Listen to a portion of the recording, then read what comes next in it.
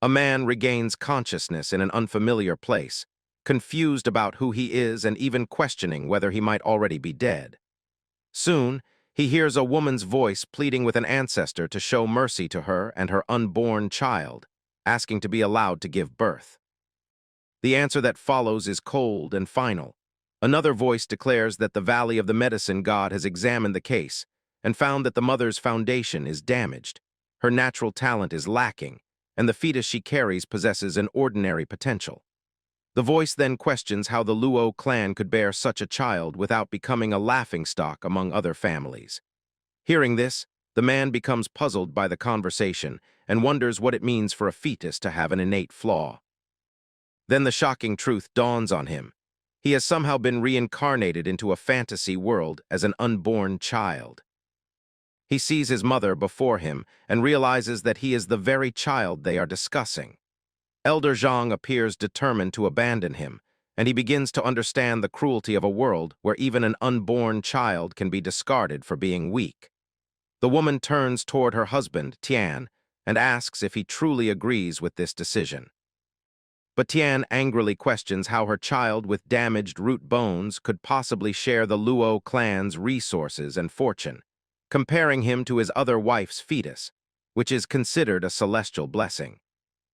The mother protests, reminding Tian that she was the one who transferred her innate true energy to him when he was injured and unconscious, and that this act caused her own child's root bones to be damaged. However, Tian remains unmoved and gives her only two options: leave the Luo clan or abandon the child. Shocked, the mother is left speechless. Inside her, the fetus wonders what kind of person could force a mother to make such a cruel choice and anxiously waits for her answer. Finally, the mother, whose name is revealed as Jiang Kai, declares that she will leave the Luo clan. Both Tian and the elder are taken aback, but she firmly announces that from this day onward, her life and her child's have nothing to do with the clan. Hearing this, the unborn child silently vows to his mother that even though he is weak and born with damaged roots, he will train diligently and help them regain their honor. At that moment, an electronic voice echoes in his mind. A system called the Late Bloomer System has bound itself to him, recognizing his determination to cultivate. Excited yet confused, he celebrates the sudden appearance of a system but quickly grows frustrated at its name, shouting that he hasn't even been born yet to be called a late bloomer. He soon learns that the system's full name is the System of Late Blooming Greatness, and realizes that it seems to be urging him to strive even before birth. Amused and confused, he wonders whether this system might have appeared 300 years too early. Suddenly, the system projects a vision before him, showing fragments of his future, a harsh and painful path where both he and his mother, Jiang Kai-shin, are mocked and looked down upon for their inability to cultivate. The vision continues to unfold. He watches his half-brother reach enlightenment and achieve the Tao, while he himself struggles to survive, kept alive only by the medicine his mother humbly begged for. The image grows darker as he sees his future self finally awaken the will to resist fate, but only after his mother's death. Overwhelmed by despair and anger, the unborn child shouts for the system to stop showing him this cruel destiny. Realizing that the system had indeed arrived centuries too early, he makes a firm decision. He will change this predetermined path. He swears that his life will not end in failure, that he will turn his fate into glory and become a legend that shakes the heavens. In response, the system releases his first mission, to begin cultivating of his own will and to astonish his mother. The reward offered is the fusion with the archaic sacred body. The fetus is momentarily stunned, but the system explains that this sacred body grants overwhelming physical strength, enough to challenge even the ancient emperors themselves. Encouraged, he decides to take advantage of his time in the womb, using fetal breathing to circulate spiritual energy naturally. His mother suddenly feels something unusual within her body. Alarmed yet astonished, she wonders if her child has truly begun cultivating before birth. Just then, the system announces that the mission has been completed and initiates the fusion process. Golden light surrounds him as the archaic sacred body merges with his essence, activating the legacy of ancient sages. Outside, a mysterious flash resembling lightning fills the sky, while within her consciousness, Jiang Kai-shin sees the visions of towering ancient emperors before whom all heroes seem insignificant. A stream of golden spiritual energy surges through her body, repairing her damaged foundation. Confused, she wonders how such an extraordinary phenomenon could come from the child once declared defective. The system then introduces the structure of cultivation. The three foundational realms, blood transformation, cave heaven, and spirit manifestation, each divided into 10 stages. It adds that achieving certain levels before adulthood marks one as a supreme genius. Those who reach the spirit manifestation realm before maturity and step into the venerable realm are called miracles among miracles, the true embodiments of destiny. Finally, the system displays the child's new status. His name is now Wang. His archaic sacred body has already reached the first level of blood transformation, and in mere moments it surges through the second, third, and fourth stages. With newfound resolve, Ryuk declares that this is the beginning, the first step in rewriting his destiny and defying the fate that once bound him. Elsewhere, the mother arrives at a spacious residence and announces her return to her elder brother and sister-in-law. She is welcomed by her brother, Wang, and his wife, Jiang Shichin. Her brother quickly explains that they had already sought help from a higher sect to find a way to heal her child, since no one dares to provoke the Luo clan directly. Qing responds in a sharp tone, accusing Jiang Kai-shin of returning for assistance only after being cast out by the Luo clan. Her voice carries a mocking edge as she implies that the Luo clan never allowed Jiang Kai-shin to take any of the marriage alliance resources from the Mo clan's legitimate heirs, and that her so-called pride is merely a facade to hide her desperation. Jiang Kai-shin answers quietly, saying that she seeks nothing but her child's safety. Her brother immediately intervenes, angered by his wife's words, and orders her to stop speaking. He assures his sister that the Jiang clan will provide everything necessary to support her and her child. Trying to ease the tension, Wang tells his sister not to take Saiking's harshness to heart, explaining that his wife has a sharp tongue but a kind nature. Jiang Kai-shin smiles faintly, saying she understands her sister-in-law well and holds no resentment. Meanwhile, the unborn child, Wang, observes everything from within the womb. Contrary to his expectations, he realizes that his mother isn't being mistreated. Instead, he feels genuine warmth and acceptance in the Jiang household, something far beyond what he experienced in the Luo clan. His thoughts are soon interrupted when Jiang Kai-shin's parents arrive, announcing their return along with an honored guest, Sage Miao from the Palace of Creation Sage. Wang is momentarily captivated by the sage's extraordinary beauty, thinking that her appearance could belong to the most enchanting figures of a Xiangxia world. Suddenly, his system reactivates, displaying a new mission under the title Late Blooming Greatness. Wang deduces that the system must respond automatically when encountering powerful individuals, and concludes that Sage Miao might be his best opportunity. If he can demonstrate his talent early, he believes it will make the clan value his mother more. As Jiang Kai-shin respectfully steps forward to ask the sage for help, the unborn child prepares to impress her using the power of his archaic sacred body. Sage Miao gestures for everyone to wait outside, explaining that she will examine the fetus and its mother alone. She reassures Jiang Kai-shin that she will not use spiritual energy during the examination, as the fetus appears to be fragile. Hearing the word weak, Wang reacts internally with sarcasm, thinking, if she will still call her that once she witnessed the strength of his archaic sacred body. As soon as the sage places her hand on Jiang Kai-shin's wrist, her expression shifts drastically. A powerful ancient aura emanates from within the womb, something primal, as if drawn from the chaotic origins of the world itself. Alarmed, the mother asks what is happening, but the sage, clearly astonished, instead questions her if this child had truly been diagnosed as lacking innate power. Jiang Kai-shin nods, confirming that such was the judgment of the Luo clan's healers. The sage frowns slightly and decides to verify the truth herself. Gathering her energy, she begins to examine the child's internal essence. Inside the womb, Wang senses that the sage is still unconvinced. Determined to show his strength, he commands his archaic sacred body to fully awaken, allowing its immense power to surge outward. The sage pauses, sensing the defiance within him.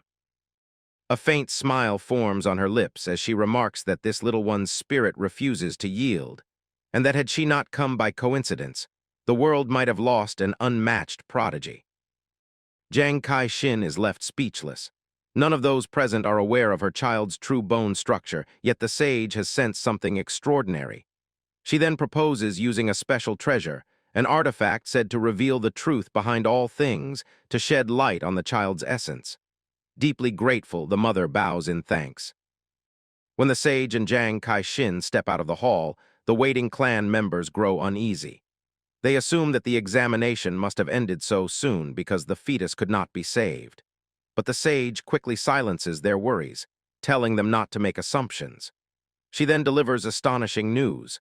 The child within Jiang Kai-shin's womb is not only unharmed, but possesses a talent beyond compare.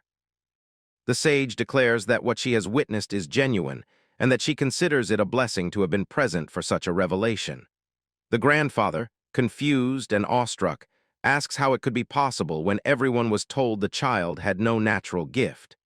The sage dismisses that earlier diagnosis, calling it the foolish judgment of a blind doctor. Then, using her treasure, she projects a vision into the air before the Jiang clan. A breathtaking scene unfolds, 9 golden dragons pulling an enormous bronze coffin across the heavens. The sight leaves everyone frozen in disbelief and reverence. The sage explains that even a single one of those sovereign dragons could destroy the entire Jiang clan effortlessly.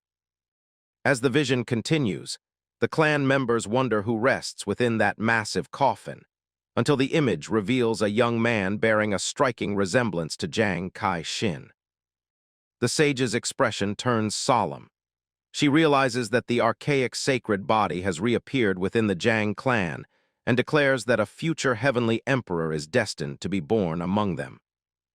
Overcome with emotion, the grandparents burst into tears of joy, thanking the heavens for blessing their lineage.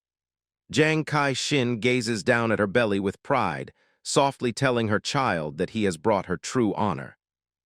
Turning to her, the sage speaks plainly, saying she will not waste words on formality. She offers to take the child into her care, to make him her personal disciple at the palace of eternal creation. She promises to guide him herself and nurture him until he becomes a force that shakes the world.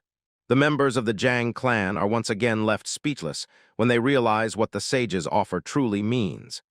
The position being extended is that of head disciple, a rank so prestigious that even heirs of the great imperial clans would fight desperately to obtain it. Inside the womb, Wang processes this with growing excitement. He knows that the Palace of Creation is a first-rate sect, far surpassing the system's basic requirement of joining a third-rate one. Eagerly, he wonders what kind of reward such an achievement will bring. Jiang Kai-shin bows deeply, expressing her gratitude on behalf of herself and the entire Jiang clan for the immense honor the sage has granted them. Inwardly, she reflects on how drastically her world has changed within a single day. Then, softly in her mind, she asks her unborn child if he too wishes to become the sage's disciple. Sage Miao smiles quietly to herself, thinking how fortunate she was to have followed her instincts and visited the Jiang clan. Had she not done so, she might have missed the discovery of this extraordinary prodigy. At that very moment, Wang's system activates once again, showing him fleeting glimpses of his original tragic fate. Then, with a resonant chime, the system announces the completion of his current mission. Join a third-rate sect or higher. Delighted, Wang celebrates inwardly, thrilled not only by the mission's completion, but also because the Palace of Creation ranks among the world's most powerful sects. Filled with confidence, he tells himself that with the archaic sacred body and a high-level cultivation art, there will be no obstacle he cannot overcome. The system then reveals his reward, a supreme cultivation technique known as the art of the heaven-devouring demon. The name alone leaves him stunned. The system goes on to explain that this technique revolves around drawing spiritual essence from the heavens and earth to form a natural vortex of cultivation. It is an adaptive, evolving art that can heal, refine, and exert overwhelming suppression over other energies. Realizing the magnitude of this gift, Wang resolves not to waste a single moment. He begins cultivating right there within his mother's womb, and in an instant, a golden spiritual current bursts forth from him, swirling through the hall like a living storm. The spectacle leaves everyone present in utter disbelief. Jang Kai-shin watches in awe, while her brother and sister-in-law stand frozen. Her brother murmurs in shock, wondering aloud how it's even possible for a child to begin cultivation before birth. The grandfather, eyes glistening with emotion, exclaims that the heavens have truly blessed their clan. Meanwhile, Sage Miao observes with deep satisfaction. With a disciple possessing the archaic sacred body, she thinks, no one will ever dare to call her lineage weak again, not even in the grand, immortal palace tournament that will take place 100 years hence. She then speaks, declaring that every new disciple must receive a proper greeting gift from their master. As his new teacher, she will personally bestow a treasure upon him. Inside the womb, Wang feels an unshakable confidence. With his sacred body and the heaven-devouring demon art, he believes that whatever treasure she presents will instantly recognize him as its rightful owner. Wang calmly focuses his mind and spiritually summons the treasure, confident that subduing an ordinary artifact would pose no challenge to him. In response, the treasure instantly moves toward his mother's womb, merging directly with it. The sight leaves the sage stunned, her eyes widening in disbelief at the fact that an unborn child had managed to make a treasure recognize him as its master. But the phenomenon doesn't stop there. Once the system confirms the completion of the mission, Wang mentally issues another command, ordering the treasure, now known as the Heaven and Earth Fire Suppression Armor, to undergo an upgrade. The treasure responds immediately, radiating a powerful light as it transforms and evolves into an innate spirit treasure. Everyone present is left in awe. The clan members can only stare at the glowing aura surrounding Jang Kai-shin, unable to comprehend how an unborn child could not only subdue, but also elevate a treasure of such magnitude. The sage silently admits that she had intended to assist Wang in fusing with the item herself, yet he had achieved it entirely on his own, and even advanced it beyond her expectations. She concludes that with an innate spirit treasure bound to his soul, no ordinary cultivator in the future will be capable of harming him. Before leaving, Sage Miao announces that she will personally return when Wang reaches the cave heaven realm, to guide him to the sect and lead him into the wider world of cultivation. 3 days later, turmoil strikes again. A squad of soldiers from the Great Zia divine dynasty arrives at the Jang clan's estate, barging straight into the main hall and demanding the presence of the clan's head. Jang Kai-shin immediately senses their purpose. She realizes they must have learned of her and her child's expulsion from the Luo clan and have come to annul the engagement tied to that connection. Inside the womb, Wang scoffs, recognizing the classic trope of betrayal and arrogance, and silently vows that this dynasty will live to regret its actions the moment he is born. The soldier leading the group steps forward and addresses Wang's uncle, formally reminding him of the marriage agreement that had been established decades earlier. Enraged, the uncle demands to know why they've entered his clan's hall so rudely. The leader introduces himself as General Wui and declares, without hesitation, that the marriage contract has been officially annulled. The uncle's fury erupts. He shouts that it was the Great Zia dynasty who first sought the political alliance, and now they dare to break it so shamelessly, showing no respect whatsoever to the Jang clan. General Wui coldly replies that word of Jang Kai-shin's expulsion has spread throughout the land, and that her child, no longer a recognized heir, makes the Jang clan unworthy of their dynasty's alliance. From within the womb, Wang listens in contempt. He mocks the general's ignorance in his heart and vows that one day this same man will kneel before him, begging him to accept their so-called princess. General Wui continues, saying that their emperor's mercy is the only reason he personally came to deliver the message. Otherwise, the Jang clan would have been made to crawl to the imperial court to cancel the engagement themselves. He adds arrogantly that their princess deserves an imperial marriage, not a union with a child rumored to possess a broken foundation. The uncle, enraged by the insult, threatens to have General Wui executed for his insolence and for slandering his nephew inside their own hall. The general laughs scornfully and suddenly releases an attack aimed directly at the unborn child, intending to destroy what he calls useless trash. Wang's fury ignites instantly. The moment the strike approaches his mother, a massive spiritual hand materializes out of thin air, effortlessly blocking the general's attack. General Wui recoils in horror and shouts for reinforcements, summoning the Ming elders. Two elderly men appear soon after, their faces twisted with arrogance. They laugh mockingly at the Jiang family's patriarch, claiming they should be grateful for their attention and even offering to train him.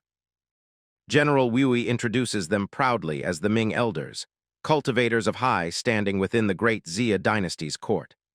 Observing quietly from the womb, Wang notes their presence and calmly assesses their strength, acknowledging that these two old ghosts possess cultivation levels that are far from ordinary. The uncle shouted angrily, accusing the Great Zia dynasty of joining forces with the infamous and disgraceful elders, questioning whether their dynasty felt no shame. One of the elders replied harshly, asking condescendingly if it was the uncle's turn to speak. The elder attacked, forcing the grandfather to intervene and protect his nephew, but the impact pushed him back as he caught him. Amid the chaos, the other elder took advantage of the distraction and launched a deadly sword strike toward the pregnant Jiang Kai-shin, mocking that the old man could not protect everyone at once. At that moment, Wang's system triggered an alert of a fatal threat and issued an emergency mission to protect his mother's life. Filled with anger, Wang considered attacking a pregnant woman to be the lowest act possible. He activated the heaven-devouring demon art, commanding it to absorb the attack. A vortex formed, drawing in the spiritual energy from the elders' strikes, leaving them shocked and confused as their power suddenly vanished. The grandfather looked around in confusion, wondering who had stepped in to assist the Jiang family. The frightened elders then attacked together, releasing blue ghostly hands. Wang responded by activating his innate spirit treasure, forming the heaven and earth cold flame barrier with the intent to incinerate them. The flames burst forth with immense force, terrifying the elders as they realized they were facing an innate spirit treasure. They could not understand how a small clan like the Jiang could possess such a weapon. One of them shouted for the unknown entity to reveal itself instead of hiding in the shadows. The system then announced the successful completion of the mission to survive a life-and-death situation and granted Wang a reward, the 9-turn Great Mysterious Rebirth Pill. The description explained that this pill could instantly restore spiritual energy after consumption. Feeling reassured, Wang vowed to restore the Jiang clan's honor from that day onward. Meanwhile, far away, Sage Miao sensed the activation of the spirit treasure and was surprised that her disciple had already used it just 3 days after she had left. She focused her spiritual power to observe the situation, and her projection appeared above the Jiang family's hall, demanding to know who the fool was that dared to harm her disciple. She descended powerfully into the hall, declaring that the child before them was the head disciple of the Palace of Eternal Creation, and demanded to know who had given them the courage to attack him. Wang was astonished by his master's sudden appearance, realizing that she must have left an emergency safeguard within the treasure. One of the elders refused to believe her words and struck out at the sage's projection, accusing her of deceit. The sage effortlessly countered the attack, and Wang scoffed inwardly at the arrogance of an ancient emperor daring to challenge an ancient sage. Relieved that his master had intervened, he observed as both elders stood frozen in disbelief. Attempting to recover, one of the elders tried to speak diplomatically, asking the sage to reveal her name so their dynasty could seek her guidance in the future. The sage dismissed him with a cold tone, stating that a fourth-rate ancient emperor was not even qualified to hear her name. At that moment, the Jiang family's grandfather activated the spirit crane that the sage had previously left behind and directed it toward one of the elders, striking him down violently and leaving him bloodied on the floor. General Wui stood in shock, unable to comprehend how a mere projection of divine consciousness could suppress an ancient emperor. He finally realized that this woman truly belonged to the Palace of Eternal Creation, and that the child the Luo clan had abandoned as talentless would, in reality, be entering that very palace. Meanwhile, the fetus Wang thought to himself that it was already far too late for them to regret their choices. The defeated elder urged the general to retreat, while General Wui, pale with fear, looked up at the sage's projection. Unable to believe what he was witnessing, he cursed the Luo clan under his breath for their foolishness in casting away a genius capable of joining the palace of creation, and thus bringing disaster upon the Great Zia dynasty. The Zhang family's grandfather then respectfully asked the sage to spare the lives of these people, saying he wanted them to live long enough to witness what kind of miracle his grandson would become in the future. The sage accepted and ordered them to leave alive, telling them to deliver her message to their dynasty, that the marriage contract between the Zhang family and the Great Zia dynasty was annulled. Wang felt pleased, wondering whether his master intended to assist him further. However, the sage changed her mind and spoke again, declaring firmly that it was not for them to annul a marriage involving her disciple. She released a powerful wave of energy, knocking the soldiers backward, then threw the annulment document at them, announcing that her disciple was the one rejecting marriage with their dynasty's princess. She shouted at them to leave immediately and warned that if they failed to return the engagement gifts, she would personally come to retrieve them. Terrified and defeated, General Wui had no choice but to agree. After the soldiers departed, the members of the Zhang family bowed respectfully before the sage. The uncle stepped forward first, expressing his deep gratitude, saying that without her intervention and the use of the spirit treasure, the Zhang clan would have faced a calamity.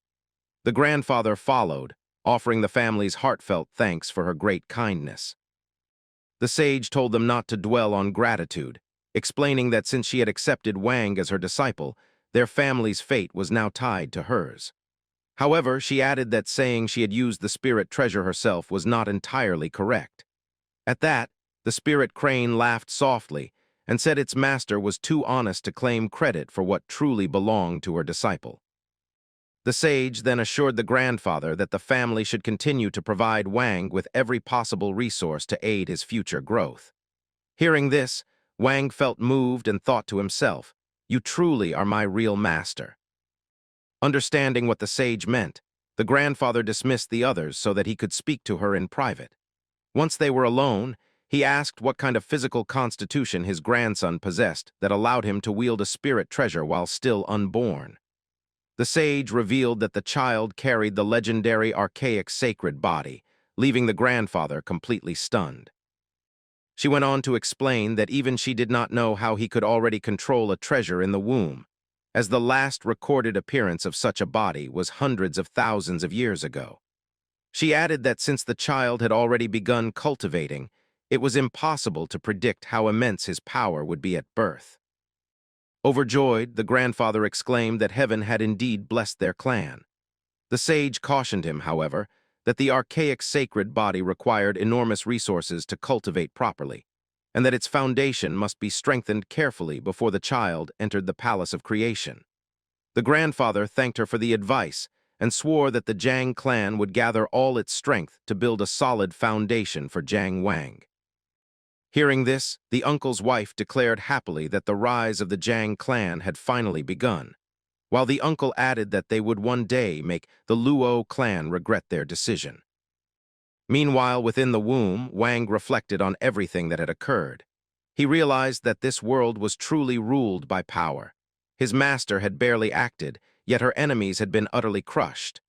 Determined, he vowed that he would not simply start from the same line as others. He would begin his victory from within the womb itself. Later, the family assembled to meet the ancestor of the Zhang clan. The ancestor stated that he was already aware of the child's rare physical constitution. Though such a body held unimaginable potential, it also demanded vast and endless resources. Declaring his resolve, the ancestor announced that he would personally relinquish all of his own cultivation resources to the child.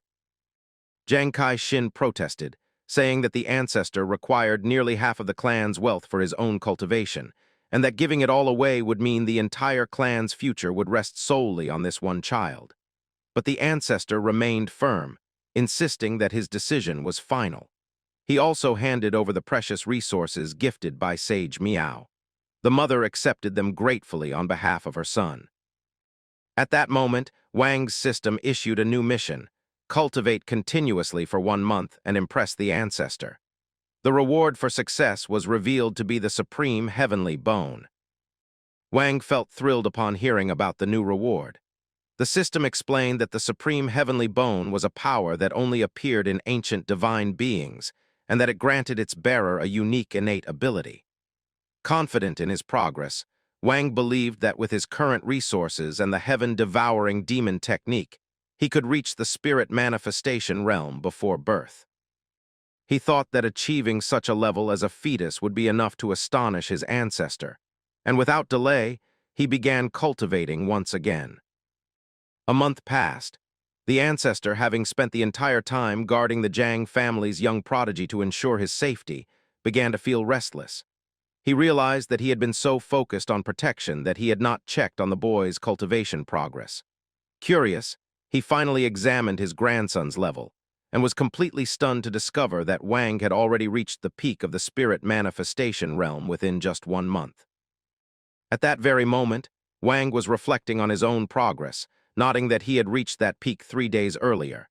Now, he wondered if he could take the next step and attempt to break through to the venerable realm. As soon as the ancestor made his discovery, the system notified Wang that the Impress the Ancestor mission had been completed. Wang smiled faintly to himself, amused by how easily his ancestor had been impressed. The reward appeared before him, the supreme heavenly bone, taking form as a radiant spiritual skeleton. The immense aura it emitted instantly loosened the bottleneck that had been blocking his advancement. Without delay, the system initiated the fusion process.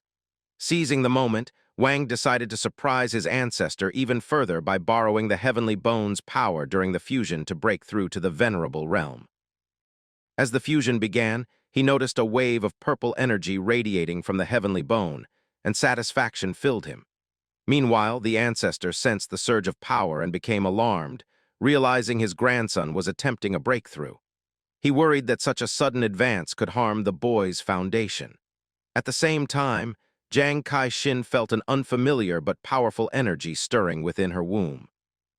Despite their fears, the breakthrough succeeded smoothly.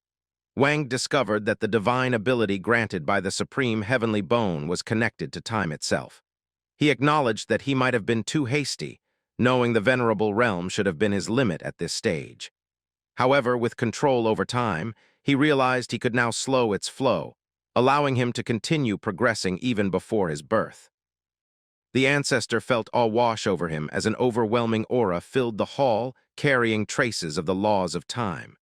He admitted to himself that his grandson's abilities were now beyond his comprehension, even before entering the world. Laughing joyfully, he once again declared that heaven had truly blessed the Zhang family. A few months later, Jiang Kai-shin went into labor. Her family waited anxiously outside the room for 3 long hours as the midwife urged her to hold on. At the moment of his birth, Wang's system announced that he had reached the innate ancient immortal realm. His arrival triggered a massive celestial phenomenon that drew eminent figures from across the lands, who descended from the clouds to offer their congratulations. Observers marveled that an ordinary true immortal could cause such wonders. One of them realized the spectacle must be connected to the child the Great Zia dynasty had rejected. A wiser onlooker dismissed that as old gossip, and informed the crowd that the Zhang family's infant was exceptional enough to have been accepted as a disciple by a sage of the palace of eternal creation while still in the womb. Before long, the emperor of the Great Zia dynasty himself appeared, compelled to attend by the commotion. More legendary portents manifested in succession: the golden lotus of the bitter sea, brilliant rivers and mountains, and then radiant stars strewn across the sky. The emperor recognized the final sign, the yin-yang life and death diagram, a phenomenon not witnessed in 1,000 years, yet the newborn was not finished. Wang combined all 5 great omens into a single, overwhelming vision, and the immortal king descended from the 9 heavens. The Zhang clan's ancestor wept with pride, declaring that his grandson Wang carried the bearing of a future great emperor. The emperor of the Great Zia dynasty felt deep regret, briefly wishing the child had been born to his own house and considering whether to reverse the marriage arrangement, though he ultimately rejected the idea out of shame. Meanwhile, Jiang Kai-shin held her son and told him he was her true pride. Observers remarked that the Luo clan must now feel bitter remorse. But the emperor drew a darker conclusion. Having offended such a prodigy, their only remaining option might be to eliminate him in his cradle. 5 years later, Wang appeared as a young child sitting in meditation, calmly using his ability to slow the flow of time. Although he had already reached the peak of the ancient king realm, he still felt that his progress was far too slow. His concentration was soon interrupted by a few overly enthusiastic attendants who urged him to rest and offered him immortal fruit. Annoyed by their excitement, Wang ended his meditation and stood to greet his ancestor, who had been waiting for him. The ancestor praised him warmly, remarking that at just 5 years old, Wang had already achieved the peak of the ancient king realm, and that in only a few more years, even he might be unable to keep up with the boy's growth. Wang, however, replied humbly, explaining that he had not made any progress for over a month and was currently stuck at a bottleneck. In truth, Wang was facing a deeper problem. A year earlier, his system had assigned him a mission requiring him to enter a secret realm. However, leaving the clan was impossible because both the Great Zia dynasty and the Luo clan had issued kill orders against him. To make matters worse, Wang had begun to sense a hidden danger within the Jiang clan itself. During training one day, he felt a dark, venomous aura emanating from the clan's back mountain. Following the source of the disturbance, he discovered the presence of a powerful, malevolent entity. Realizing that his current strength was far from enough to confront it, he investigated further and found a demon suppression array, a formation meant to seal such threats. However, even this powerful seal showed signs of weakening. With a dangerous being sealed nearby and his enemies outside plotting his death, Wang concluded that his current strength was nowhere near sufficient. He decided he had to find a secret realm to accelerate his growth. Returning to his conversation with his ancestor, Wang mentioned that he had sensed something ominous in the back mountain. The ancestor confirmed he had noticed it as well and assured him that under normal circumstances, the seal would hold. However, before he could finish speaking, a clan member rushed in with alarming news. A sage's secret realm had appeared in the Eastern Sea, and the Great Zia dynasty and the Luo clan had already formed an alliance to seize control of it. The ancestor immediately summoned a clan meeting. Wang insisted on taking part, stating that since he had already reached the ancient king realm, he was qualified to attend. The ancestor agreed and allowed him to join. When the meeting began, the ancestor opened by saying that the first matter to discuss concerned his grandson. Wang stood before the assembly and explained that although he had reached the peak of his realm months ago, he had been unable to advance further and therefore wished to leave the clan to gain real-world experience. After confirming his cultivation level, the elders expressed admiration for his astonishing progress, but unanimously opposed the idea of him leaving. They argued that the outside world was too dangerous and that their enemies had clearly set a trap for him. The ancestor proposed an alternative, to acquire a break the ancient pill to help him overcome his bottleneck instead of letting him take such a risk. The uncle immediately supported this suggestion. Wang, however, felt that their excessive concern and admiration had become a cage, holding back his growth. Interrupting the discussion, Wang asked them to listen. He acknowledged their worries but questioned how he could ever become stronger if he continued to hide behind the clan whenever danger appeared. He admitted that even though he had reached the peak of his realm, he had never once faced a true life-and-death battle. He reminded them of the treasure his master had given him, an artifact so powerful that even an ancient emperor would struggle to capture him. With firm determination, he pleaded with them to allow him to leave and temper himself in the outside world. After hearing his reasoning, the uncle sighed and commented that none of them had faced such dangers at the age of 5. The ancestor silently reflected that Wang had already surpassed most of them in cultivation and thus deserved the right to make his own choices. Reluctantly, he agreed, though not without warning him first. He told Wang that the geniuses of the Luo clan and the Great Zia dynasty had already entered the newly discovered secret realm, and that they had prepared an ambush for him, ancient emperors among them, ready to strike the moment his identity was exposed. Wang replied with calm confidence, asking disdainfully about if an ancient emperor was really something to fear. The ancestor laughed heartily, clearly impressed by his grandson's fearless spirit, and declared that this was the true pride of their clan. He granted Wang permission to leave, but reminded him to be cautious. Wang thanked him sincerely before setting off without delay.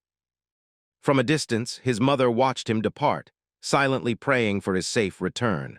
Wang arrived at the entrance of the secret realm and noticed that the area was full of activity and excitement. To gather some information, he approached a nearby cultivator and politely asked whether this was the ancient sage's secret realm. The man looked irritated at first, but when his eyes fell on Wang's fine clothes, he quickly realized this was no ordinary youth, likely a young master from an influential clan. His tone changed immediately as he confirmed that it was indeed the place. Wang modestly introduced himself as a disciple from a small, humble sect before asking why so many children and young cultivators had gathered there. The man replied bitterly that the Great Zia dynasty and the Luo clan had monopolized the secret realm, allowing only participants under the age of 18 to enter. Hearing this, Wang quietly wondered which so-called geniuses his enemies had sent this time. Before long, a delegation from the Great Zia divine dynasty arrived. At its head was the Grand Princess Zia Minkian, whose beauty left the onlookers speechless. One of her attendants began to flatter her while mocking the other participants, but the princess calmly stopped her, reminding her not to underestimate anyone. She mentioned two exceptional competitors in particular, the mysterious son of the young Luo clan leader and the Chilean son of the Zhang clan. Her tone carried a trace of regret, as she remarked that it was unfortunate for their dynasty to have lost such a strong ally. The attendant, embarrassed, muttered that the blame lay with the arrogant General Wu Kai. However, the princess cut her off sharply, telling her to learn from the mistake instead of dwelling on it. Both attendants bowed and agreed. From a distance, Wang observed the princess quietly. He admired her calm and grace, noting that she carried none of the arrogance or cruelty shown by General Wu Kai when he had insulted his family. A moment later, the Luo clan made their entrance, arriving in a grand carriage surrounded by crackling lightning. Seeing them, Wang smiled faintly, thinking that he had almost feared they might not appear. An elder of the Luo clan stepped forward and introduced their chosen participant, Luo Dong, to the Grand Princess. Luo Dong attempted to greet her with confidence, but the princess completely ignored him and instead spoke directly to the female elder beside him, suggesting that their groups cooperate to open the secret realm. Luo Dong's smile faltered, and he turned away, humiliated and angry. The elders from both factions began their preparations, joining forces to open the gate of the ancient sage's secret realm. Once the barrier started to part, all young participants were instructed to enter at once. Wang stepped forward, his expression calm but resolute, thinking to himself that the moment had come. It was time for the Luo clan to pay for what they had done. As Wang approached the gate, the female elder of the Luo clan, Wan Qi, caught sight of him. Her eyes narrowed as she noticed his resemblance to Zhang Kai-shin. Realizing the connection, she quickly deduced that he must be the Zhang clan's prodigy and was astonished that he had the nerve to appear in such a dangerous place. She tried to block his path, but Wang effortlessly sidestepped her and entered the secret realm without hesitation. Outside, Elder Wan Qi immediately decided to report his presence to her clan. With a cold expression, she swore that since Wang had dared to come here, he would not be leaving alive. Meanwhile, inside the secret realm, Wang began his exploration. He soon encountered several spiritual beasts and quickly assessed that they were made entirely of condensed spiritual energy. Smiling faintly, he thought that these creatures had walked right into his trap. Though he defeated them with ease, he noted that they posed little challenge and provided no real benefit. His system's rewards remained far more valuable. Still, Wang stayed alert. He knew that both the Luo clan and the Great Zia dynasty were likely monitoring his every move and preparing an ambush for him once he left. That knowledge strengthened his resolve to use this opportunity to grow stronger.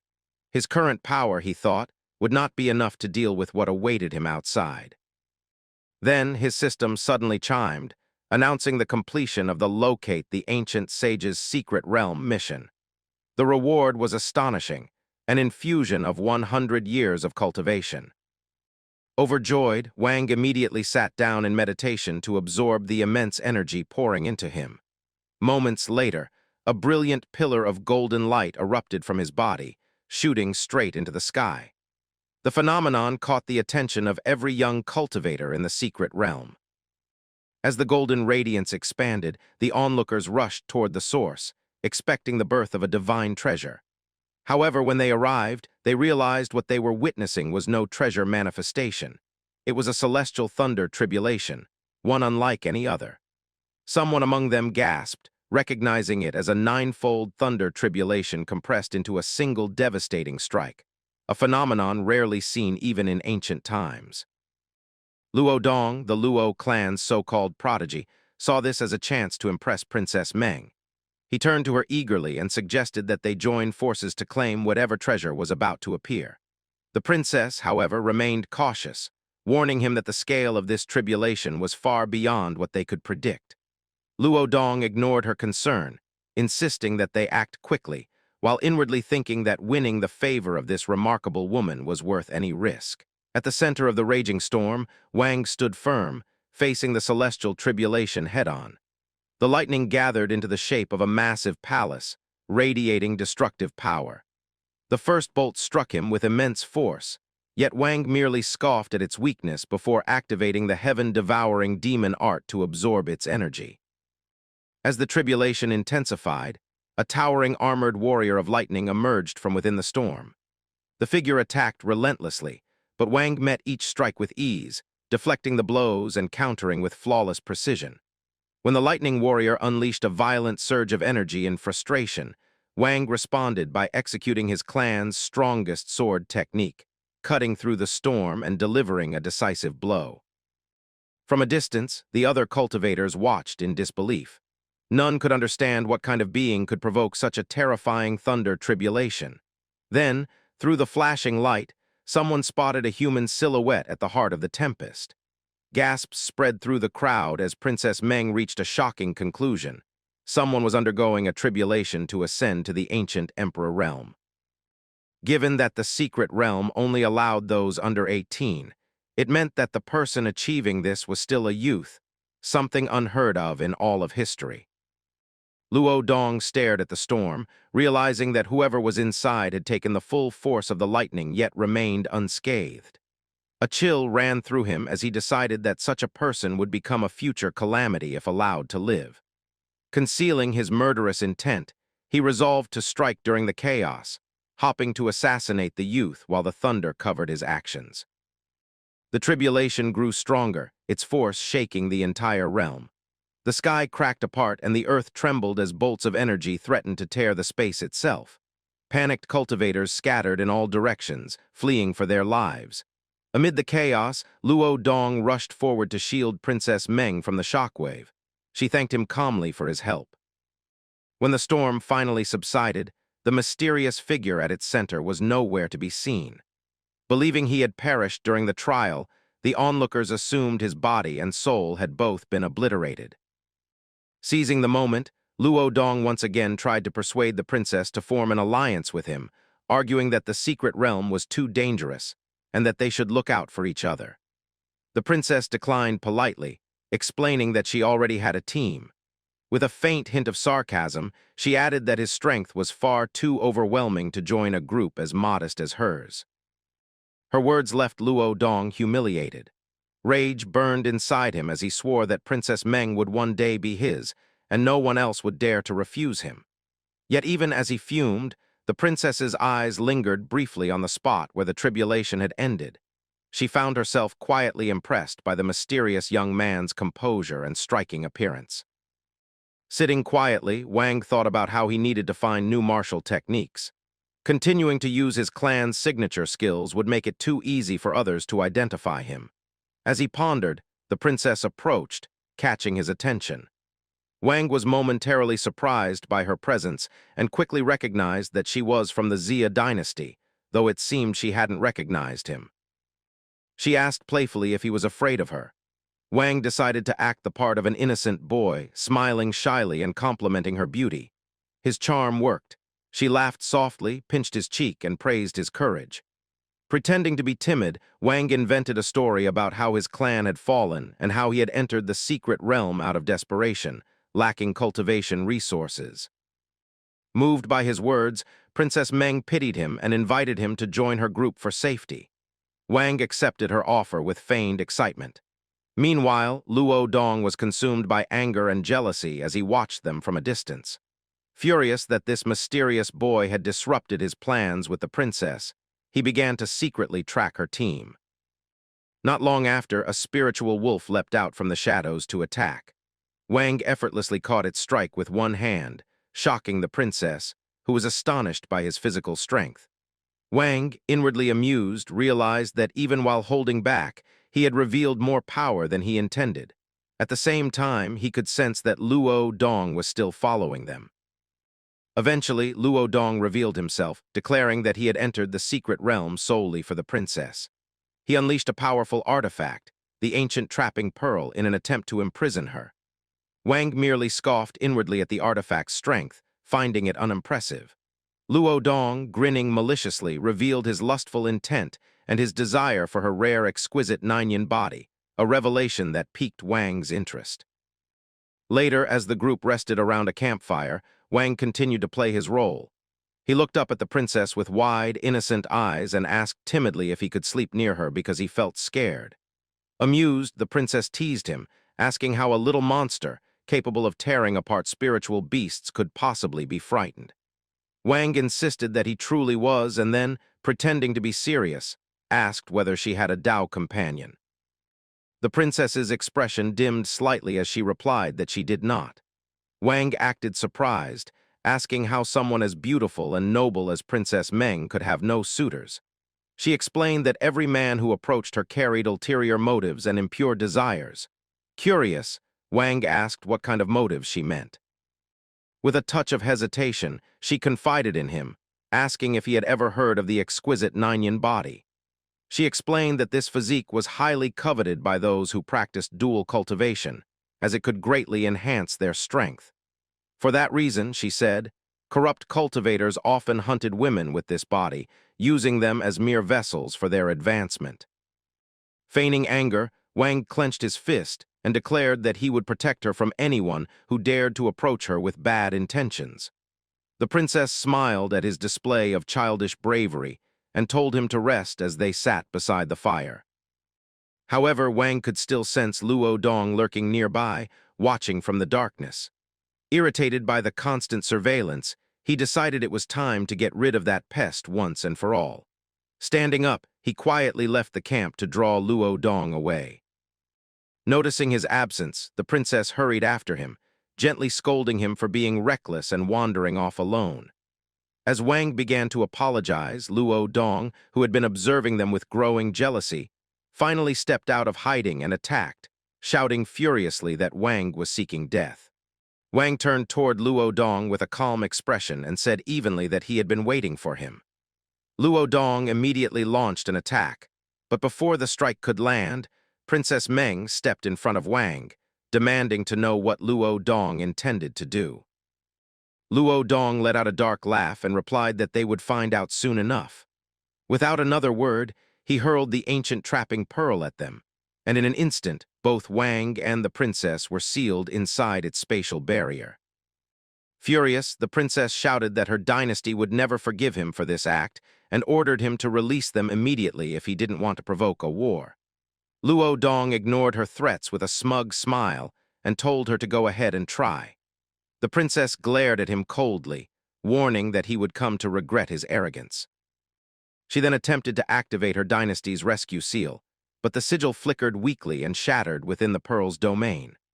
Luo Dong sneered, explaining that the artifact had been personally refined by his ancestor, Wan Qi, who was an expert in the laws of space. He went on to boast that the pearl completely nullified spiritual energy operations for anyone below the ancient emperor realm, advising her to stop struggling and surrender quietly. Realizing the seriousness of the situation, the princess quickly formulated a plan. Leaning close to Wang, she whispered that she would use a special technique to send him out of the secret realm and ordered him to call upon her dynasty's forces the moment he escaped. Before she could act, however, Luo Dong turned his attention toward Wang. With a mocking grin, he said that he must be the abandoned child of the Luo clan from 5 years ago. The princess looked at him in confusion, not understanding what he meant. Wang remained calm and answered in a measured voice, clarifying 2 things. First, he stated firmly that he had no connection whatsoever with that accursed Luo clan, and that his name was Wang. Second, with a faint smirk, he asked Luo Dong sarcastically if he truly believed the battle had already been decided. Luo Dong laughed mockingly, ridiculing Wang for boasting even while standing at the edge of death. He declared that he would personally end Wang's life on behalf of his clan. The princess, still struggling against the pearl's oppressive power, shouted that he was a shameless demon. Convinced that escape was impossible, she began to consider sacrificing herself to create an opening for Wang to flee and bring reinforcements. But Wang immediately rejected her idea. Telling her to rest, he said that he had a much simpler solution. Slowly, he rose into the air, surrounded by a blinding golden aura. Luo Dong froze, stunned that Wang could still use spiritual energy inside the ancient trapping pearl. Wang looked down at the artifact with disdain, calling it a broken bead. With a flick of his hand, the confining power around them shattered like glass. In an instant, he appeared before Luo Dong and said coolly that he didn't like being looked down upon. Then he simply reached out and tapped Luo Dong's forehead with 1 finger. That single touch caused Luo Dong's spiritual energy to collapse entirely, and the sound of breaking bones echoed through the space. He fell to the ground in agony, completely helpless. The princess stared in disbelief as Luo Dong writhed, screaming that such a thing was impossible. Standing over him, Wang asked sarcastically whether he was now satisfied with the power of the abandoned child of the Luo clan. Luo Dong, terrified, begged for his life, swearing that he would never reveal what had happened. Wang looked down at him with contempt and asked if he truly thought he feared the Luo clan. He declared that before reaching adulthood, he would visit them personally, but for now, he would take a little interest. He pressed his palm toward Luo Dong's chest, planting a glowing golden core of energy within him. Luo Dong's eyes widened in horror as he asked what Wang had done. Wang replied calmly that he was not bloodthirsty. His mother had taught him the value of mercy. Therefore, he would give him a chance. If he could reach his ancestor and have the golden core removed within the time it takes 3 sticks of incense to burn, he might live. The princess warned Wang that letting Luo Dong go would only invite disaster for him and the Jiang family. Wang reassured her with a faint smile, saying that the little thief wouldn't get far. As Luo Dong staggered away, screaming threats of revenge and vowing to destroy the Jiang clan and crush every bone in Wang's body, Wang calmly began to count down from 3. When he reached 1, a thunderous explosion erupted in the distance, and Luo Dong's body was obliterated. Wang turned to the stunned princess and smiled casually, saying that he had been joking about showing mercy, and that he rarely followed his mother's advice anyway. After watching what happened, Princess Minqian confirmed to herself that this truly was the Jiang clan's divine child. She recalled her father's lingering regret about breaking the engagement and thought this encounter might offer a way to make amends. The 2 went together to the site of the explosion.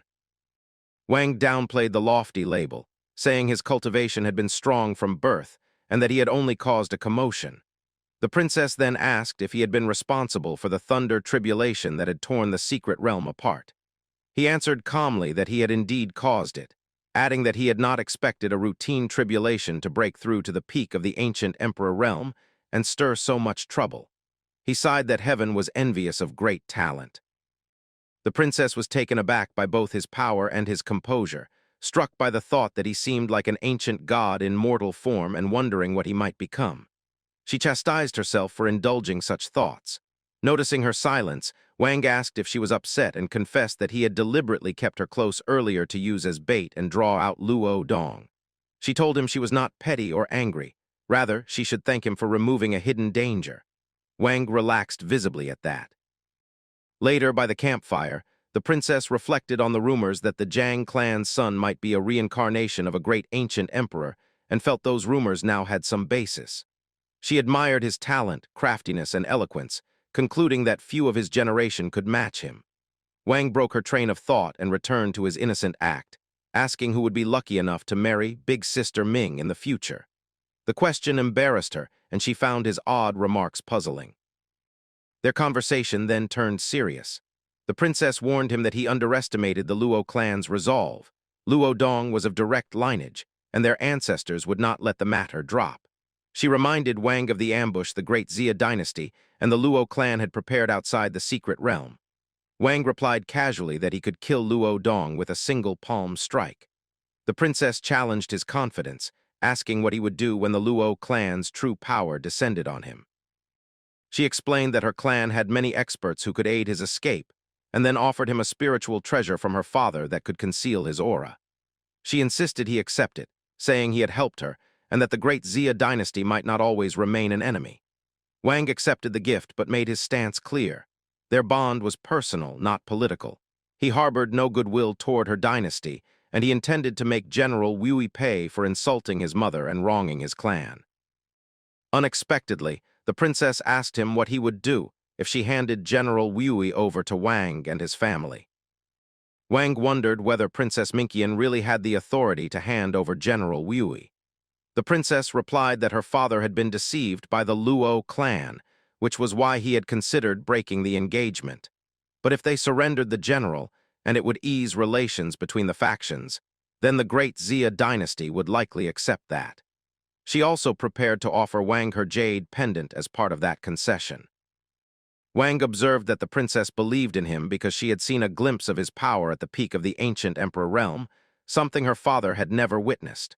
To most people, he remained only the abandoned child of the Luo clan, someone they would never take seriously.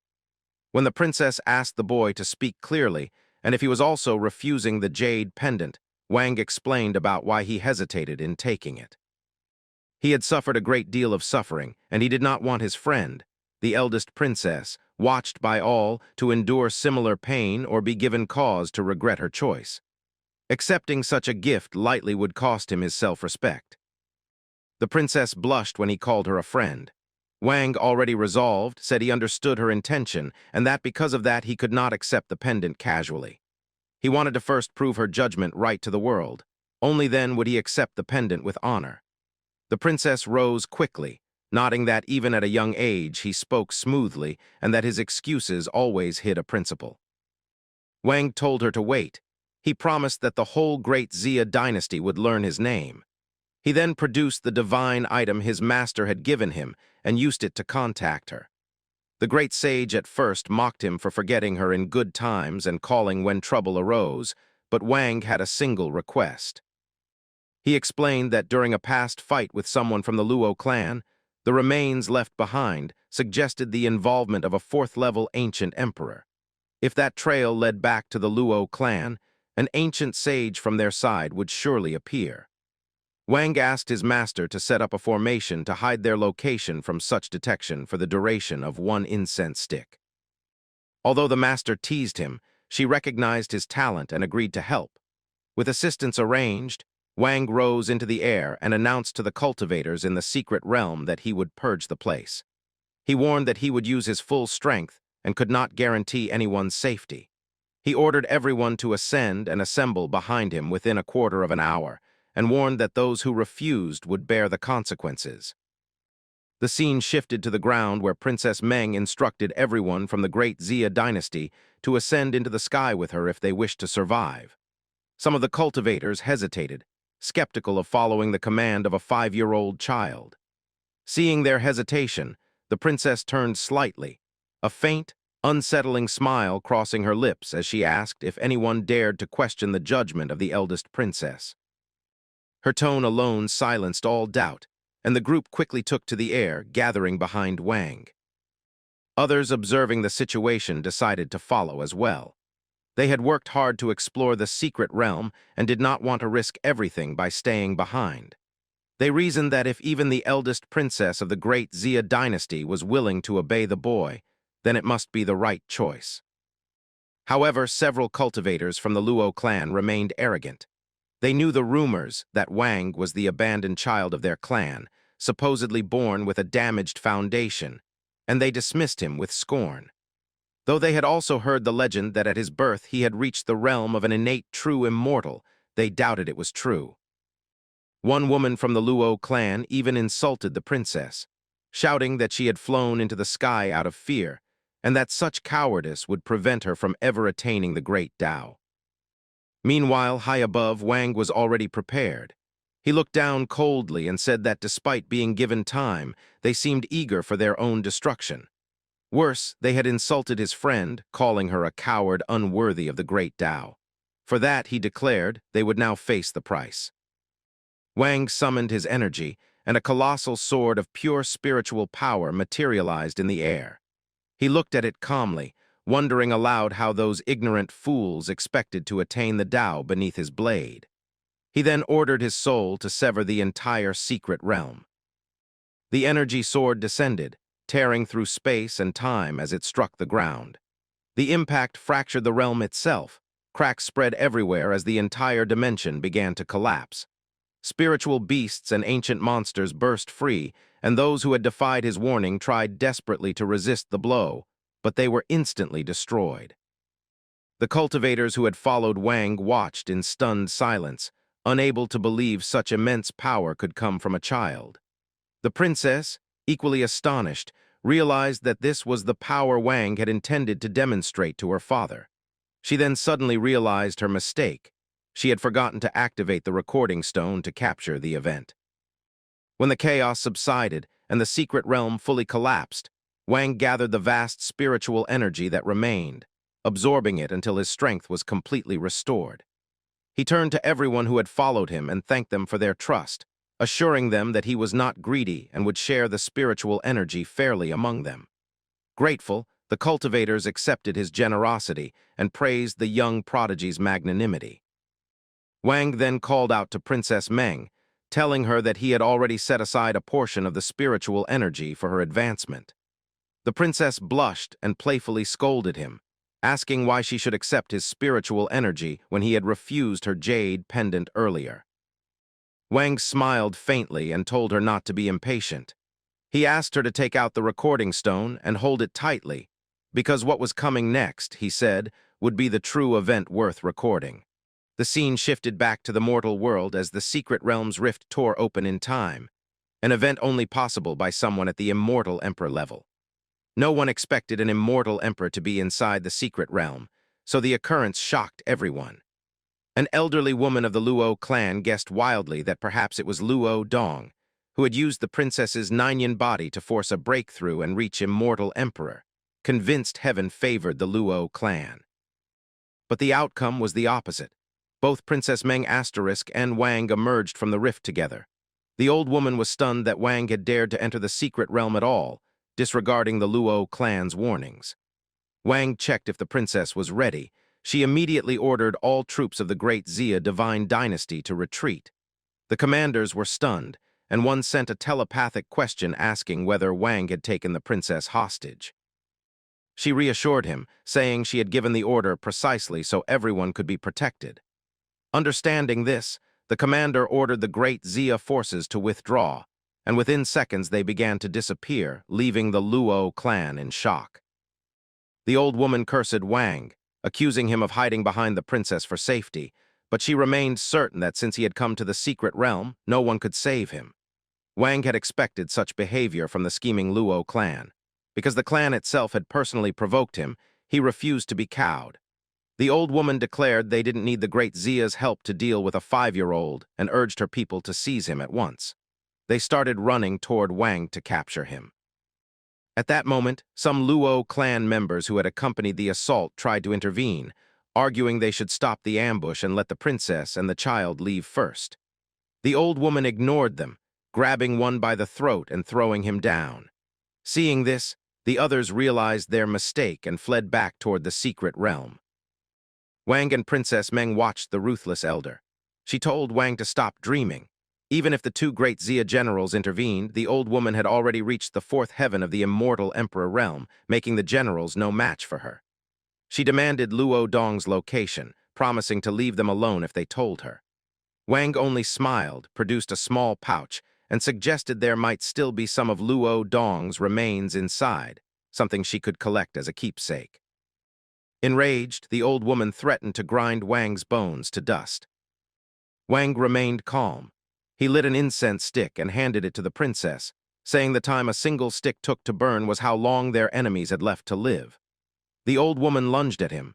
The great sage immediately acted, summoning the shadow-shifting spirit sealing formation, binding the entire courtyard with magical chains.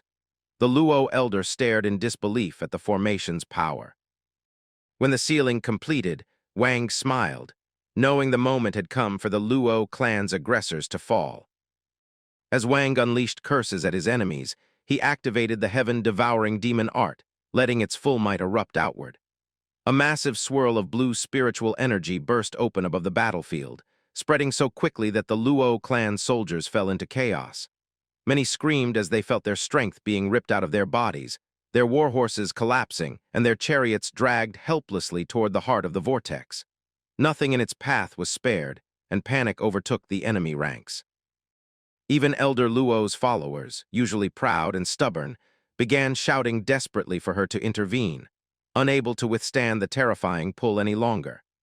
The elder herself stared wide-eyed at the spectacle, shaken by the realization that the child she had been mocking was already standing at the peak of the immortal emperor realm.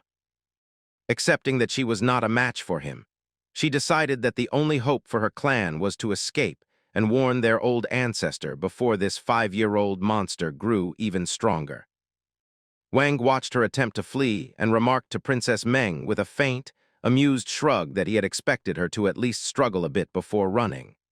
While she rushed toward the boundary of Sage Miao's formation, she muttered bitterly to herself, resenting the fate that let her cultivate for centuries just to reach the fourth heaven, while this child had surpassed her before even growing up. But she got no further. Wang appeared before her in a single instant, moving so fast that even the elder froze, unable to understand how he had crossed that distance. He asked her almost casually what she was rushing toward. Driven to desperation, she attacked wildly, demanding he stop being arrogant, but Wang intercepted her arms with effortless ease and reminded her that arrogance required talent, something she had shown very little of. In the next moment, the bones in her arms shattered under his grip, and her scream echoed across the battlefield. Mercy, however, was not his intention for long. Out of consideration for her age, he decided to bring it to an end quickly and summoned the Zhang family's 9 heaven sword light. She barely had time to plead before the massive golden blade descended, striking the ground and wiping out her existence entirely. From far away, the retreating Great Zia troops watched in disbelief, realizing that if they had remained any longer, they would have met the same fate. Those who had followed Wang's instructions earlier stared at him with awe, finally understanding that the child who caused the heavenly tribulation inside the secret realm had been Wang himself. As Wang flew toward the Great Zia vessel, General Sha saw him approach and struggled to accept what he was witnessing. It seemed impossible that the outcast child of the Luo clan, someone barely 5 years old, could possess the strength of a peak immortal emperor. He cursed the Luo clan internally for hiding the truth. Once Wang landed aboard the ship, he bowed politely to the elders and explained that he had been occupied dealing with the ones who insulted his mother, and he apologized if his manners had slipped. The general quickly reassured him, addressing him as young Master Zhang, and saying that the stories of his talent had clearly underestimated him. He then noticed Princess Meng holding up a spirit stone, quietly recording the entire scene, and asked her why she was doing so. Wang responded himself, saying that the recording was meant for a certain emperor who needed clarification about a certain marriage matter. He then asked the princess for the jade pendant she had offered earlier. When she hesitated, unsure if he wanted it now, he simply nodded. With the pendant now in hand, he lifted the spirit stone and spoke as though addressing someone standing directly before him. He stated that he would be keeping the eldest princess's pendant, and that it should be taken as proof that the marriage agreement between them had been restored. He then added, with complete seriousness, that on the day he arrived to present his betrothal gifts, he expected every person involved in the earlier cancellation to be tied up outside the palace gates, something he considered an appropriate return courtesy. The princess stared at Wang in confusion, unsure what he meant with his talk of betrothal gifts and return offerings when he was still just a young child. Wang simply adopted a harmless expression, admitted he was speaking out of turn, and casually addressed her as elder sister Xia to soften the moment. Then, turning toward the generals, he requested that they safely escort the grand princess back to the divine dynasty. Before he departed, the princess handed the jade pendant back to him. She carefully explained that once he infused it with spiritual energy, it would conceal his aura completely for 6 hours, and she urged him to use it wisely if he needed to escape. Wang sent a quick message to his master in his thoughts. The sage answered that his performance had been acceptable, but reminded him the incense stick marking the duration of the protective formation was nearly burnt out. Wang reassured her confidently, nodding that he had already planned his retreat. He then bid the princess farewell, telling her he would be leaving and that their next meeting would be during the great competition of the immortal palace. She, however, urged him anxiously to focus on surviving this ordeal first and insisted he leave at once. After he vanished from sight, she ordered that their group return immediately, already tense about what the Luo clan's retaliation might look like. As the Great Zia ships took off, a violent thunderstorm ripped across the sky. A soldier shouted that a terrifying aura was approaching, and another recognized it instantly, the old ancestor of the Luo clan. General Shah confirmed the identity at once. Princess Meng stepped forward and addressed him as Sage Luo, asking why he was attacking their divine vessel without justification and reminding him of the long-standing alliance between their forces. The enraged elder ignored her courtesy and demanded to know what had occurred inside the secret realm, revealing that the soul lamps of Luo Daetong, Luo Dong, and Elder Luo Wanu had all gone dark. The princess answered sharply, questioning his nerve for demanding explanations from her, especially when she had no obligation to report anything to the Luo clan. His fury deepened as he demanded again to know who the killer was. General Shah stepped in and warned him not to overstep, declaring that one more move would be taken as an act of war against the Great Zia dynasty. Soldiers lined the deck with raised spears, shouting in unison as the tension mounted. Luo Tangkang dismissed the general as a rude subordinate, prompting the princess to shout his full name and accuse him of recklessly provoking a conflict between the Luo clan and the Zia dynasty. He asked for the final time who had destroyed his people. She shot back that the Luo clan had become audacious, bullying the weak and acting without thought, and that she already knew the killer, but he was welcome to try forcing it out of her. Enraged, Luo Tangkang threatened that if she refused to speak, he would drag the truth out himself. She answered that she had no fear of him and ordered her generals to invoke the imperial seal. The generals obeyed immediately, joining her in a ritual that summoned a colossal golden dragon, the manifestation of the dynasty's authority. The Luo clan ancestor froze in shock, wondering how the emperor had permitted his daughter to wield something so powerful. Feeling the crushing pressure of the dynasty's dragon vein, he realized he could not confront the entire divine lineage alone. With the dragon's power behind her, the princess reminded him that the imperial clan had never bowed to an enemy. She warned that if he continued obstructing their path, she would personally claim his head even if it cost her divine soul, and she granted him one final chance to withdraw. Grinding his teeth, Luo Tangkang declared that the matter was far from over. He promised that the Luo clan would not forget this day's humiliation and then retreated. The moment he left, the princess nearly collapsed from exhaustion. The generals rushed to steady her, urging her to rest and nodding that forcefully activating the imperial seal placed tremendous strain on her body. She reassured them that she had held back its full might and that her soul was unharmed. She had simply depleted her spiritual energy and needed time to recover. As she regained her breath, she reflected bitterly on the Luo clan's growing arrogance, acting as though they ruled the entire desolate ancient immortal realm. She knew they would not accept the loss of so many of their people quietly. Holding the spirit stone that had recorded everything inside the secret realm, she felt certain that once her father viewed its contents, he would make his decision accordingly. Inside the Luo clan's grand hall, the atmosphere was heavy as the old ancestor questioned one of his subordinates about the investigation into the mysterious killer from the secret realm. The follower explained that the battlefield outside the realm had been devastated so thoroughly that very little remained as evidence. All they could deduce was that the culprit possessed strength at the peak of the ancient Emperor realm, nothing more. Seeing interest in the ancestor's eyes, the subordinate continued, mentioning that during an inquiry in the eastern regions he had uncovered a striking rumor. 5 years earlier, a divine child had been born in the Zhang clan's lands. He described the astonishing visions that accompanied the birth, golden lotus blooming above the bitter sea, the projection of mountains and rivers, and even the apparition of an ancient king descending from the 9 heavens. Hearing this, the old ancestor shot to his feet in disbelief, repeating the vision aloud as though his mind refused to accept it. The phenomenon, he muttered, could only appear for one person. A child born with the archaic sacred body. With growing unease, he demanded confirmation that these weren't fabricated tales. The follower knelt firmly, assuring him that he wouldn't dare lie and that he had confirmed each detail himself. He added another horrifying truth, that the Zhang clan's child had been born not only with the archaic sacred body, but at the cultivation level of an innate true immortal. The ancestor fell silent, realizing that the divine child being discussed was none other than the one he personally cast out from the clan. Regret washed over him. Had the child been raised among them, the Luo clan would never have feared decline. He cursed the endless misfortune of the day before declaring that Luo Tian must answer for this.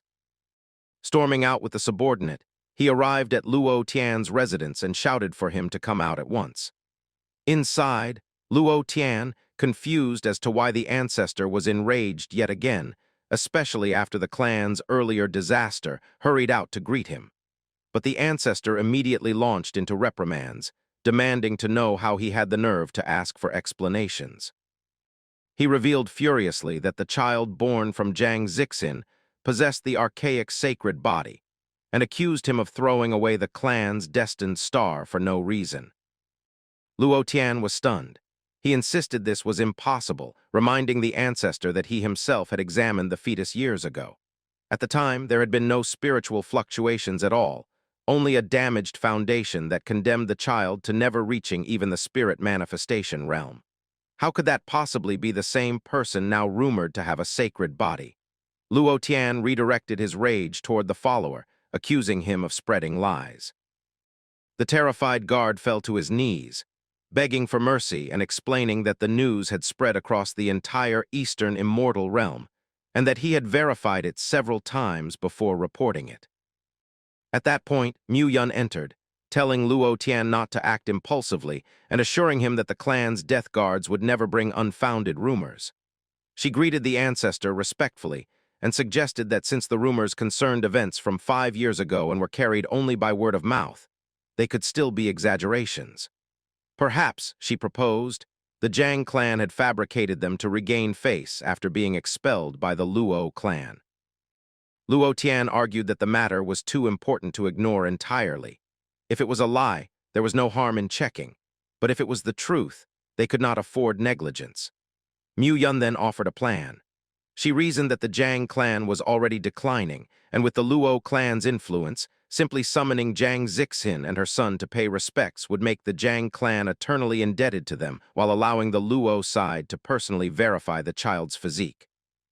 She added confidently that even if the Zhang clan refused, they need not worry, because her own son, Lu Xing, showed the early signs of a future great emperor.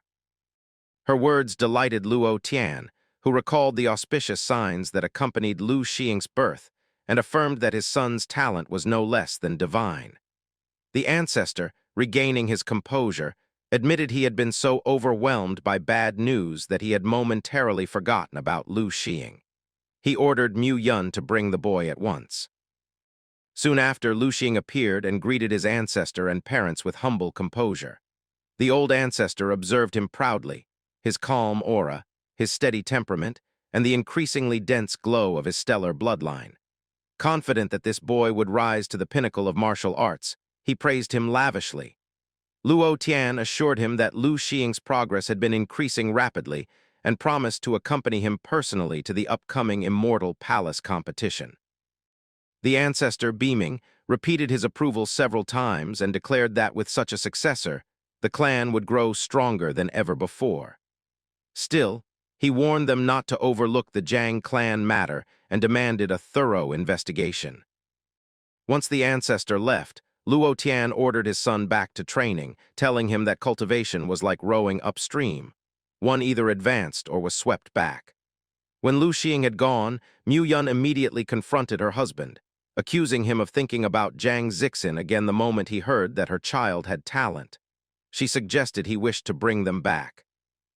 Luo Tian tried to calm her, explaining gently that the boy was, after all, his own flesh and blood, a descendant of the Luo clan, and if his talent truly surpassed expectations, winning him over would benefit the clan.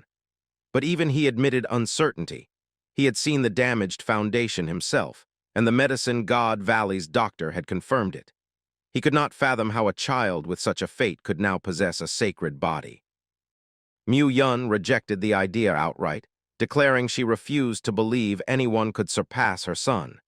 She ended the discussion and told him to proceed with preparations for the plan. Meanwhile, far away, Princess Meng finally arrived at the palace of the Great Zia dynasty.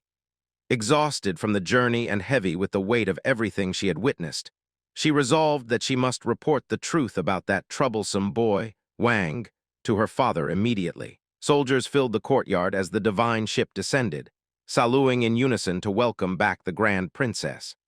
Princess Meng stepped down with her generals, thanked the troops for their vigilance, and informed them that command of the divine vessel was now theirs. The soldiers bowed as she dismissed them, then she instructed her generals to keep everything they had witnessed in strict confidence until the emperor himself decided how to proceed. After receiving their assurances, she made her way toward the grand hall. Inside the throne room, she saluted her father and reported that she had returned from the secret realm with significant accomplishments, insisting she had upheld the honor of the Great Zia dynasty. The emperor beckoned her closer, affectionately calling her keener as he examined her. His expression hardened when he realized she had activated the imperial seal. Her spiritual energy was nearly drained. He immediately concluded that she must have faced mortal danger and demanded a full explanation. Princess Meng admitted she had no way to hide the truth from him. She explained that the Luo clan had allowed Luo Dong to trap her with the immortal binding pearl, intending to commit a severe offense, and that she survived only because a companion intervened.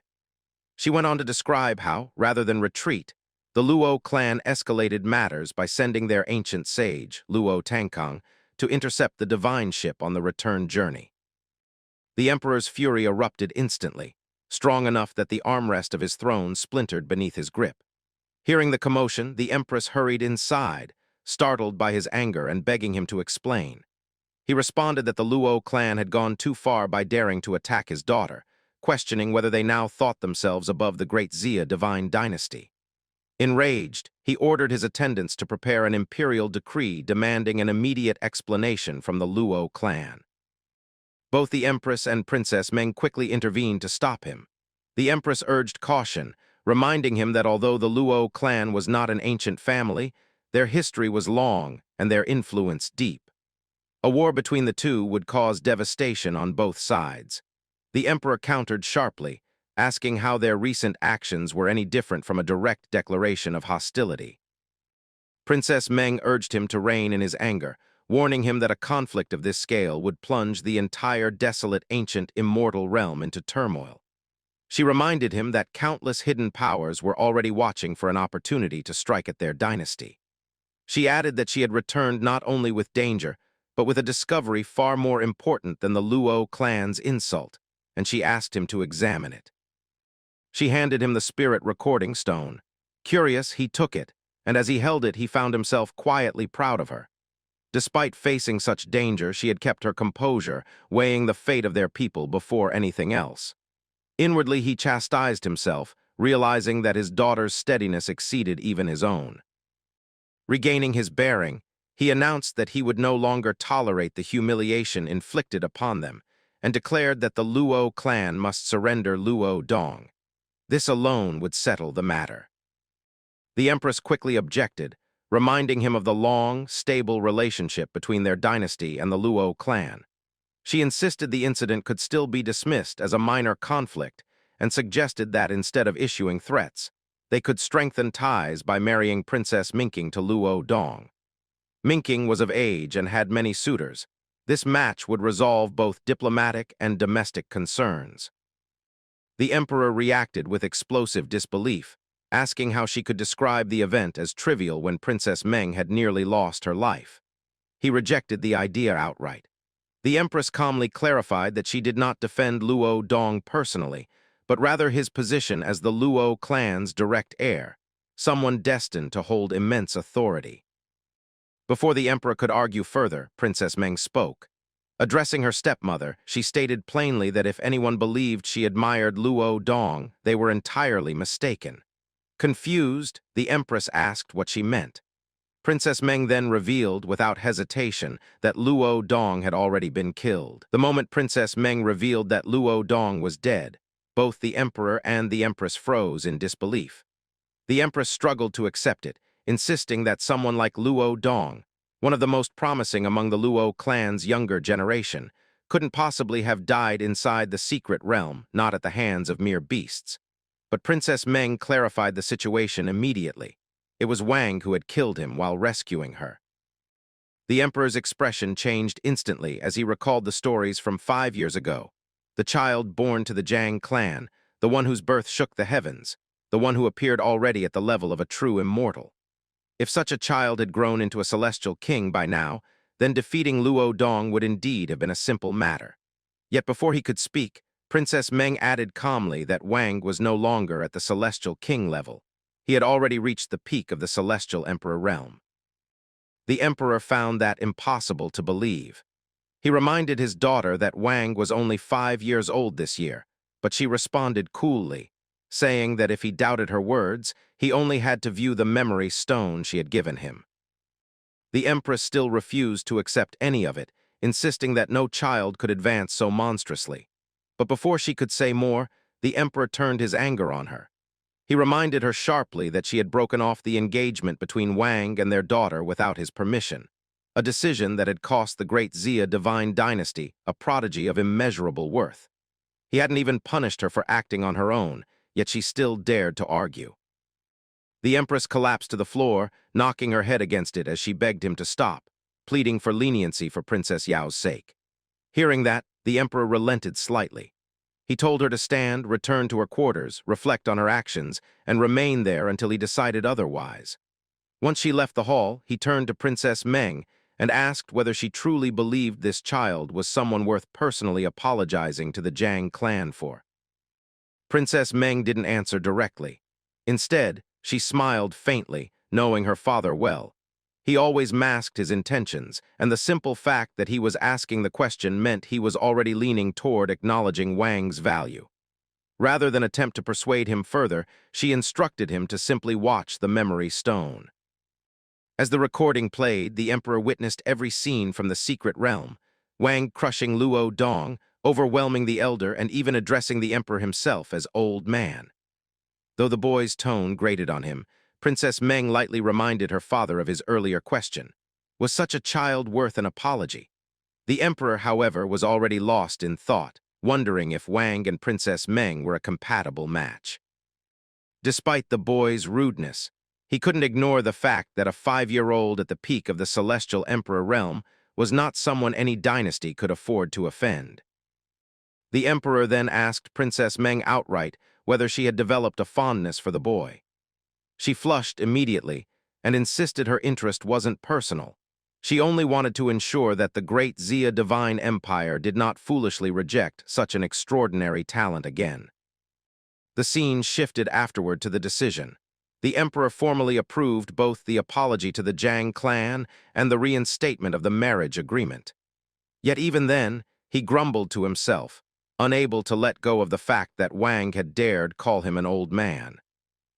Later, inside one of the palace chambers, The Empress returned to her quarters where Princess Yao hurried over, asking why her mother looked so furious. The Empress vented her frustration, complaining that Wang had originally been engaged to Princess Yao. And now that he had been revealed as a once-in-a-generation genius, the Emperor was blaming her for breaking the betrothal when it was clearly the Luo clan's foolishness that had driven him away. What angered her most was that she was the one suffering the consequences. Princess Yao, however, brushed it off, telling her mother not to worry. She insisted that no matter how talented Wang was, she was more than capable of teaching him a lesson for upsetting her mother. The Empress finally allowed a smile, reminded of her daughter's rare spiritual Tao body, the same innate constitution once held by legendary great emperors.